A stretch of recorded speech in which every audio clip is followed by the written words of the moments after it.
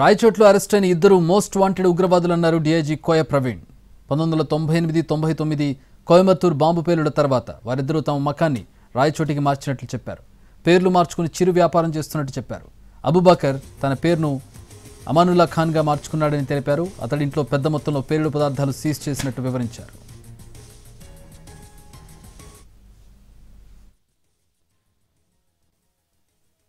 తర్వాత అన్నమయ్య పోలీసు ఈ గత 3 సంవత్సరాల్లో నిన్న ఈ 2-3 రోజులు అనేది చాలా క్లిష్టమైన దాని నుంచి ఒక మైలురాయిగా మనం చెప్పుకోవచ్చు. 25 సంవత్సరాల క్రితం 1998-99లో ఈ కోయంబత్తూర్ బాంబు బ్లాస్ట్ నిందితులైన వాళ్ళు 20 సంవత్సరాలుగా మన రాయచోటి కేంద్రంలో మారు పేరులతో చిరు వ్యాపారాలు చేసుకుంటూ ఇక్కడ మహిళలను వివాహం చేసుకుని సాధారణ జీవితం సాగిస్తూ ఉన్నారు.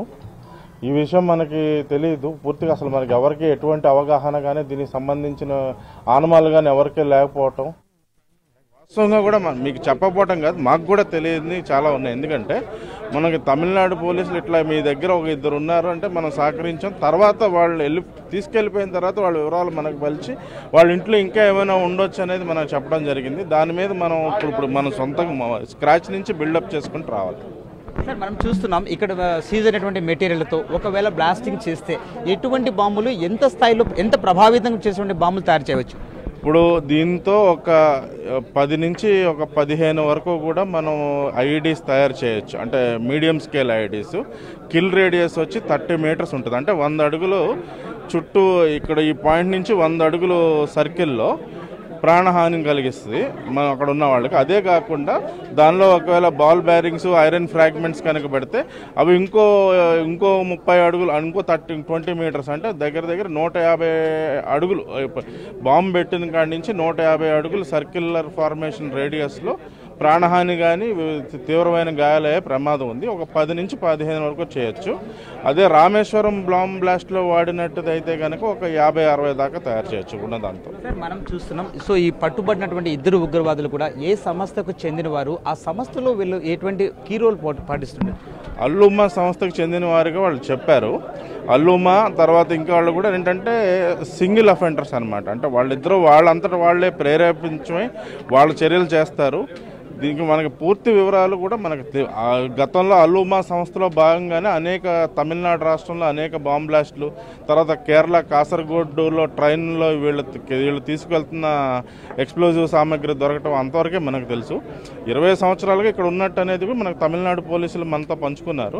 కానీ 20 సంవత్సరాలుగా మనకు ఇందాక మీతో పంచుకున్న విధంగా 2013లో మల్లేశ్వరంలో బీజేపీ ఆఫీస్ బాంబ్ బ్లాస్ట్ చేయడం జరిగింది. ఇంకేం చేశారనేది కూడా మనకు పూర్తి వివరాలు తెలియదు. ఇప్పుడు మనం సబ్సిక్వెంట్గా ఈరోజు వాళ్ళకి పీటీ వారెంట్ వేసి వాళ్ళు మన కస్టడీకి తెచ్చి విచారించిన తర్వాత కానీ మనకు పూర్తి వివరాలు తెలియదు.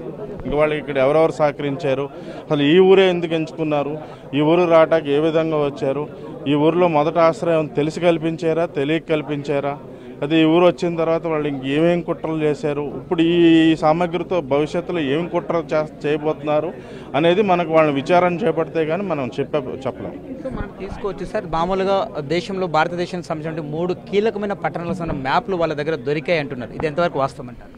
ఇది ఇప్పుడు ఈ స్టేజ్లో చెప్పకూడదండి. ఆ విషయాలు అన్నీ మనం పంచుకోలేం. 3 మహానగరాలకు సంబంధించిన కీలక మహానగరాలకు సంబంధించిన రూట్ మ్యాప్స్ అన్నీ దొరికాయి. అలాగే ఇండియన్ రైల్వే నెట్వర్క్ సంబంధించింది కూడా దొరికింది. మరి ఏమి చేస్తారు, ఏం చేయబడుతున్నారు, లేకపోతే వీళ్ళు ఏమి ప్లాన్ చేస్తున్నారు, వీళ్ళకి ఇతర సహచరులు ఎవరున్నారు అనేది మనకు పూర్తిగా ఏమీ తెలియదు. మనం టోటల్ శూన్యంలో ఉన్నాం. వాళ్ళని తీసుకొచ్చి విచారించిన తర్వాతే వీళ్ళు ఎక్కడి నుంచి ఇప్పుడు ఆ పీఈటీ సూట్ కేసులో పీఈటీ ఉంది. పీఈటీ అంటే ప్లాస్టిక్ ఎక్స్ప్లోజివ్, అది మిలిటరీ గ్రేడ్ ఎక్స్ప్లోజివ్. అది ఖచ్చితంగా కొన్ని ఎక్కడ పడితే అక్కడ దొరకదు. ఇప్పుడు మీకు ఇక్కడ పెట్టిన ఏవైతే ఉన్నాయో ఎరువుల కొట్టులో దొరుకుతాయి, లేకపోతే మన లోకల్గా చేయొచ్చు. పీఈటీ అనేది అది ఎలాగ వాళ్ళు సేకరించారో అవన్నీ కూడా మనం చాలా లోతైన దర్యాప్తు మనం ఒక్కడే కూడా చేయలేం. ఖచ్చితంగా కేంద్ర సహకార సంస్థల దర్యాప్తు వాళ్ళ సహకారం కూడా అవసరం ఉంది. సో ఎన్ఐఏ కూడా ఈ కేసులో విచారణకు ఎంటర్ అయ్యే అవకాశం ఉందనుకోవచ్చా? ప్రాబ్లీ వాళ్ళు తీసుకోవచ్చండి, మన వద్ద నుంచి వాళ్ళు తీసుకునే అవకాశం ఎక్కువ.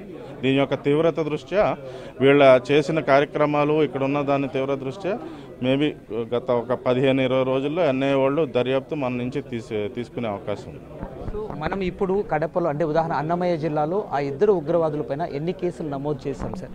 అసలు ఇప్పుడు మనం 2 కేసులు కూడా వాళ్ళ ఇంట్లో కండక్ట్ చేసిన సెర్చ్ సీజర్ ప్రాసెస్లో కూడా ఏంటంటే వీళ్ళు దొరికిన సామగ్రి దృష్ట్యా దీనిలో ఉగ్రవాద సెక్షన్ అయిన యూఏపీ అట్రాక్ట్ అవుద్ది, ఎక్స్ప్లోజివ్స్ అట్రాక్ట్ అవుద్ది. అలాగే వాళ్ళ భార్యలు కూడా వాళ్ళకి అడ్డగించారు. దాని నిమిత్తం చేసాం. వాళ్ళు ఎంతవరకు వాళ్ళకి దీని పరిజ్ఞానం ఉందనేది మనకు పూర్తి అవగాహన లేదు. సో ఇక్కడ ఎక్కడైనా సరే ఉగ్రవాద సంస్థలకు సంబంధించినటువంటి ట్రైనింగ్ సెంటర్స్ కావచ్చు, లేక అటువంటి యాక్టివిటీస్ సంబంధించిన ఏదైనా చిన్న కూపీ లాంటిది ఏమైనా పోలీసులు దొరికింది అనుకోవచ్చా? ఇప్పుడు ప్రస్తుతం నో కామెంట్స్ అండి, మనకు తెలియదు, నిజంగా కూడా తెలియదు. ఉగ్ర సంస్థలపై తాము నిఘా ఉంచాం. చెన్నై పోలీసులు ఇచ్చిన సమాచారం మేరకు తాము ఇళ్లను సెర్చ్ చేసిన తర్వాత కీలకమైనటువంటి అంశాలు తమకు లభించాయి. అంతేకాకుండా భారీ పేలుడు పదార్థాలు దొరికాయి. సో దీని ఆధారంగా వాళ్ళిద్దరిని కూడా ఉగ్రవాదులను పీటీ వారెంట్పై అదుపులోకి తీసుకుంటాం, సమగ్ర విచారణ చేపడతామని భారతదేశంలోని 3 ప్రధాన నగరాలకు సంబంధించినటువంటి మ్యాపులు వాళ్ళ వద్ద ఉన్నాయి. అంతేకాకుండా దాదాపు 20 నుంచి 30 బాంబులు తయారీకి ఉపయోగించినటువంటి మెటీరియల్ దొరికాయి. సో ఈ కీలకమైన అంశాలలో వాళ్ళని విచారించాల్సిన అవసరం ఎంతైనా ఉందని ఆయన అంటున్నారు. కెమెరామెన్ చాందుతో రమేష్, ఎన్టీవీ, అన్నమయ్య జిల్లా నుంచి.